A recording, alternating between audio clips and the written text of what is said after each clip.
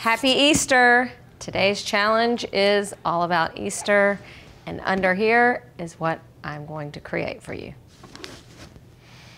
Oh, the infamous Easter lamb cake. The Easter lamb cake is, I think, a tradition in probably a lot of homes. Surprise, surprise, I've never made one of these before, and that's because you know I'm not going to invest in a pan that has one single use that's going to take up space in my cabinets. I think it would be a pretty centerpiece for Easter. I definitely don't expect mine to look like the picture. Now I just need to decide which one I'm gonna make.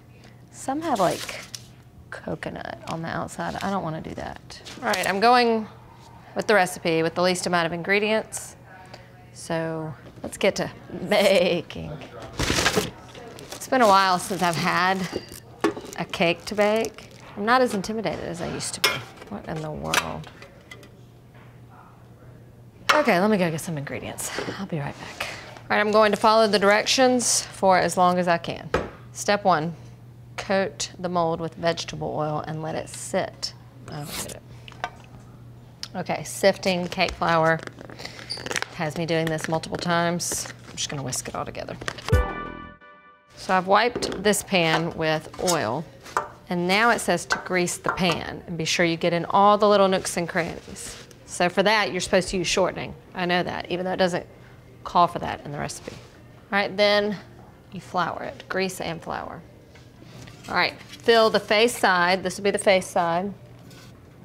Here goes nothing. All right, then it says to move a wooden spoon through to make sure there are no air pockets. I sort of want to like beat it down into the ground. It doesn't say to do that. Okay, it says to put this on and make sure it locks. How do I know how to lock it? I think that's what it means. Just push it together. Oh, I can tie it. There's this little hole here. All right, so the recipe does not say to do this, but the directions on the pan say that this would be a good idea. I don't know if this is gonna do any good if the pan starts overflowing. But... All right, little lammy, heading to the oven, and I'll see you in about an hour. Oh, test for doneness by inserting a skewer through the steam vent. Okay, I was wondering how we were gonna check that.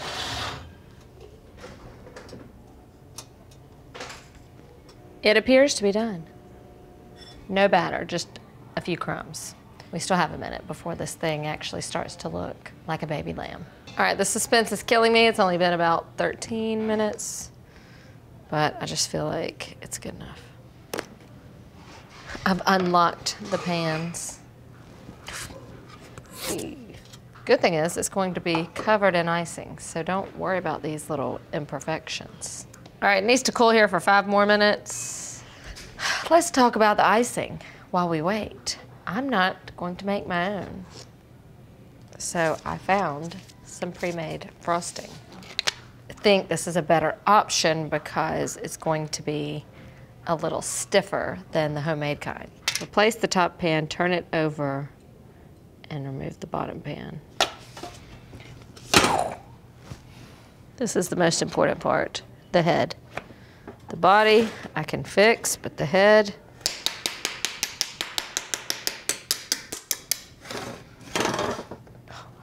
okay, here it comes. He's alive and well. Camera boy did find another use for this pan. If your child has a project on Egypt, you can convert this to the Sphinx.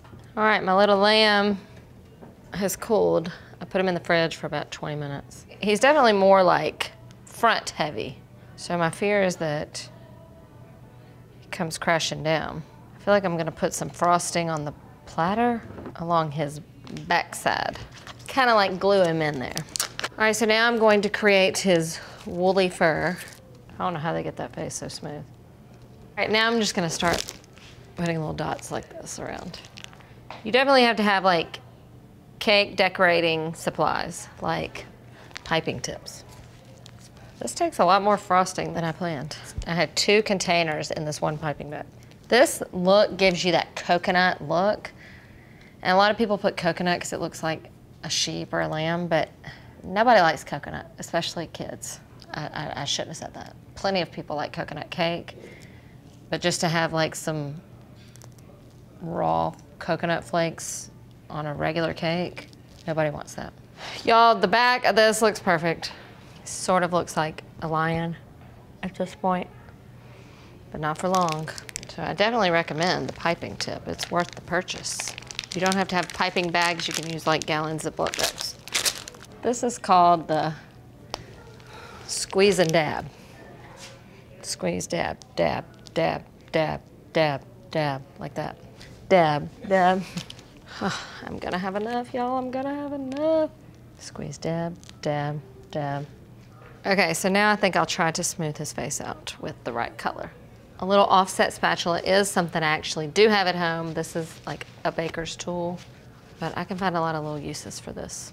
I have come a long way since my first Mom Versus episode. Boom. It's basically the same thing. Now this might be where it gets weird. I'm going to do my eyes. I thought chocolate chips would make good eyes.